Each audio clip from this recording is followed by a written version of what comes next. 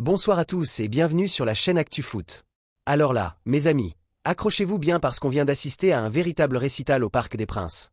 Le PSG qui retrouve des couleurs? Non, le PSG qui explose l'EM sur un score qui fait mal, 5-0. Imaginez la scène, un Parc des Princes en fusion, Ousmane Dembélé qui retrouve son statut de superstar mondial, et l'Olympique de Marseille qui prend l'une des plus grosses corrections de son histoire dans ce stade mythique.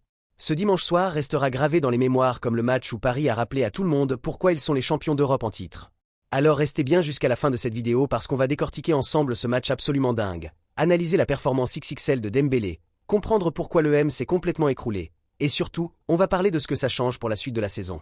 Et croyez-moi, après ce qu'on a vu ce soir, la Ligue 1 vient de prendre un tournant majeur. Allez, c'est parti pour l'analyse complète de ce PSG-OM historique. Avant de rentrer dans le vif du sujet, il faut qu'on parle du contexte, parce qu'il est essentiel pour comprendre l'importance de cette victoire parisienne. Le PSG traversait une période compliquée, les amis. Plusieurs semaines de doutes, de performances en demi-teinte, des attaquants qui ne trouvaient pas le chemin des filets. On commençait même à se poser des questions. Est-ce que Paris avait perdu de sa superbe? Est-ce que Luis Enrique était toujours capable de motiver ses troupes comme au printemps dernier? Et pendant ce temps-là, Lens était revenu à seulement 2 points après leur victoire contre Rennes samedi, 3-1. La pression était là, bien réelle. Un faux pas contre l'EM et c'était Lens qui prenait les commandes du championnat. Mais attention, parce que cette saison, les confrontations entre le PSG et l'EM avaient été particulièrement disputées. L'EM avait gagné au Vélodrome, Paris s'était imposé d'une courte tête lors du Trophée des Champions. Bref, on s'attendait à un match serré, intense, peut-être même verrouillé. Sauf que, ce dimanche soir, on a assisté à tout sauf un match serré. On a vu le PSG version grand jour, celui qui fait trembler toute l'Europe, celui qui humilie ses adversaires avec classe et talent. Et parlons-en justement de la star de la soirée, Ousmane Dembélé. Les gars, quelle performance! Quel récital! Le Parc des Princes n'a pas scandé Ousmane Ballon d'Or par hasard. Le Ballon d'Or 2025 a tout simplement rappelé pourquoi il a remporté cette distinction prestigieuse. Dembélé avait perdu un peu de sérénité devant le but ces dernières semaines. On le sentait moins tranchant, moins décisif.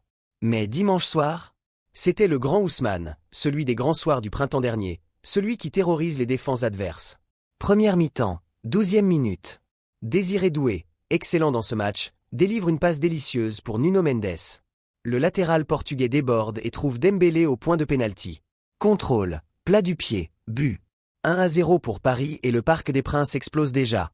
Mais Ousmane n'en a pas fini avec la défense marseillaise. Oh non, mes amis, il n'en a pas du tout fini.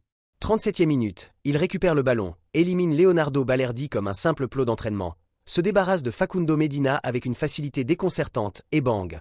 Une frappe sous la barre qui ne laisse aucune chance à Geoffrey Delange. 2-0. Le stade est en transe. Les supporters parisiens réalisent qu'ils assistent à quelque chose de spécial. Dembélé, ce soir-là, c'était du Messi niveau Barça, du Ronaldo niveau Real Madrid. Un joueur dans une soirée de grâce absolue. Et ce qui est fou, c'est qu'au-delà des 2 buts, Dembélé a été omniprésent tout au long du match.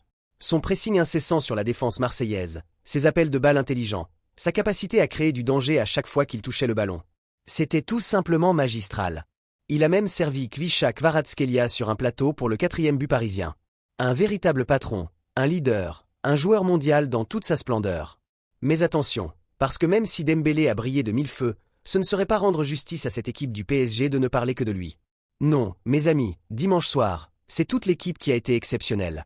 Luis Enrique avait promis un retour aux fondamentaux, un retour à ce qui avait fait la force de son équipe au printemps dernier. Eh bien, il a tenu parole. Le pressing était abouti, la fluidité dans le jeu était retrouvée, les occasions se créaient à l'appel. Désiré Doué? Excellent. Ce jeune joueur a montré toute l'étendue de son talent avec des passes décisives, une activité débordante, et même un poteau en 2e mi-temps. Bradley Barcola?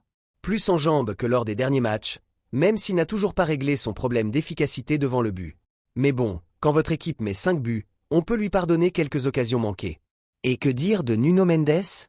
Le latéral portugais a été intenable sur son couloir gauche.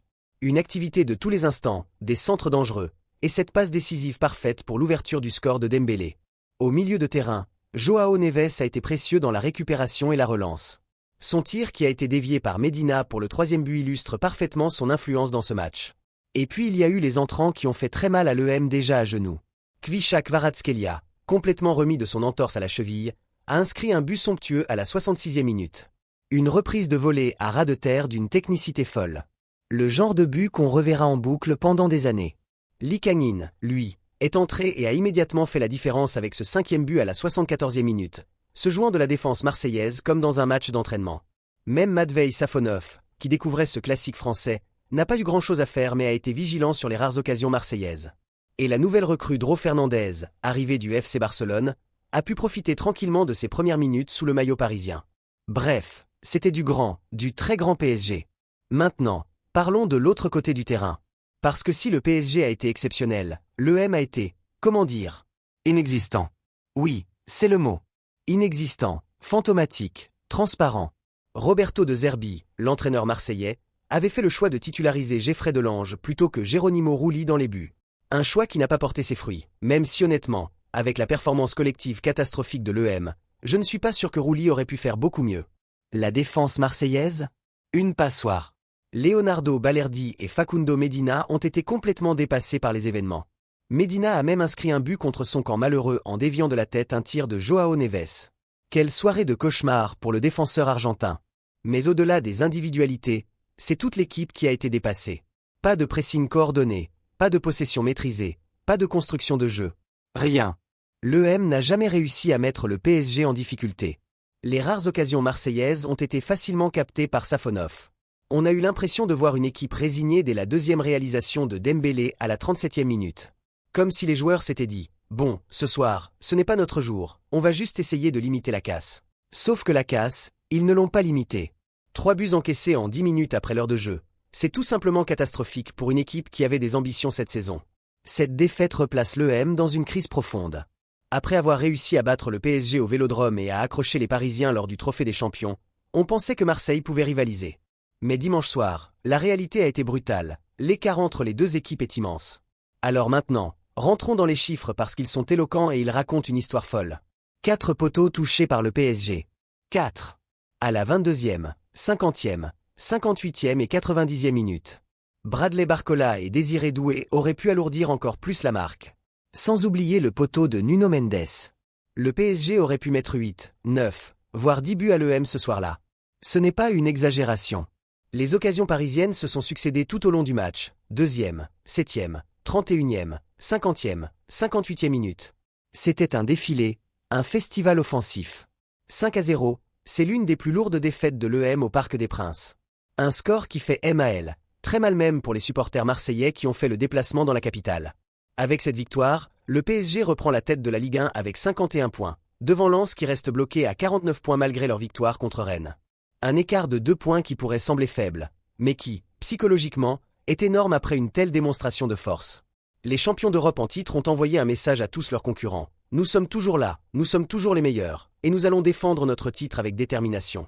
Malheureusement, comme souvent lors des PSG-OM, ce match a été entaché par des incidents dans les tribunes.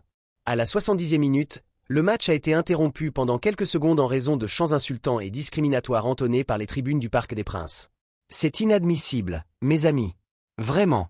On peut être passionné, on peut être partisan, on peut soutenir son équipe avec ferveur, mais les chants discriminatoires n'ont aucune place dans un stade de football. Le football, c'est avant tout une fête, un moment de partage, de passion collective. Ces incidents viennent ternir un match qui avait tout pour être mémorable uniquement pour ses qualités sportives. Les autorités vont certainement enquêter et des sanctions pourraient tomber. Il faut que ça s'arrête. Le football français mérite mieux que ça. Les joueurs méritent mieux que ça. Et les vrais supporters méritent mieux que ça. Bon, maintenant parlons de ce que cette victoire change pour la suite de la saison. Parce qu'elle change beaucoup de choses, croyez-moi. Pour le PSG, c'est un déclic. Après plusieurs semaines de doutes, de prestations en demi-teinte, de questionnements sur la capacité de l'équipe à reproduire les performances du printemps dernier, Luis Enrique et ses joueurs ont répondu de la plus belle des manières.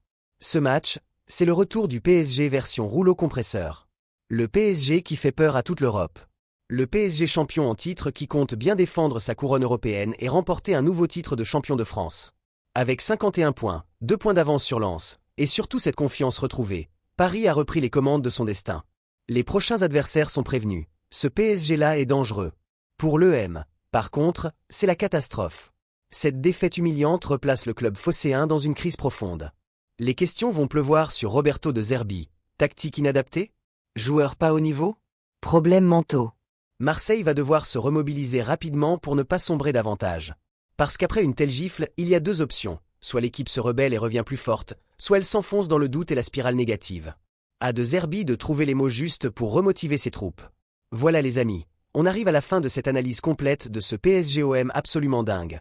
Une soirée de gala au Parc des Princes, un Ousmane Dembélé exceptionnel, un PSG collectivement impérial, et un EM complètement dépassé. 5-0, un score qui restera gravé dans les mémoires. Le PSG a rappelé à tout le monde qu'il reste le patron de la Ligue 1. Les champions d'Europe en titre ont retrouvé leur couleur, leur pressing, leur fluidité, leur efficacité. Et ça fait peur pour les adversaires à venir. Maintenant, j'ai une question cruciale pour vous. Pensez-vous que ce PSG peut aller chercher un nouveau doublé Championnat Ligue des Champions cette saison? Est-ce que cette performance marque vraiment le retour du grand PSG, ou est-ce juste un feu de paille?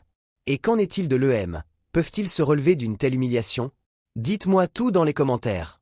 Je veux connaître votre avis, vos analyses, vos prédictions pour la suite de la saison. Et surtout, si cette vidéo vous a plu, si vous avez apprécié cette analyse complète de ce match historique, n'oubliez pas de liker cette vidéo, ça m'aide énormément. Abonnez-vous à la chaîne et activez la cloche de notification pour ne rien manquer de mes prochaines analyses des matchs de Ligue 1 et de Ligue des Champions. Partagez aussi cette vidéo à tous vos amis supporters de foot, qu'ils soient parisiens, marseillais ou supporters d'autres équipes. Ce genre de match, ça se partage, ça se commente, ça se revit ensemble. Moi je vous dis à très bientôt pour de nouvelles analyses, de nouveaux décryptages et de nouvelles émotions footballistiques. Restez passionnés, restez fair-play et surtout, allez le foot. Ciao.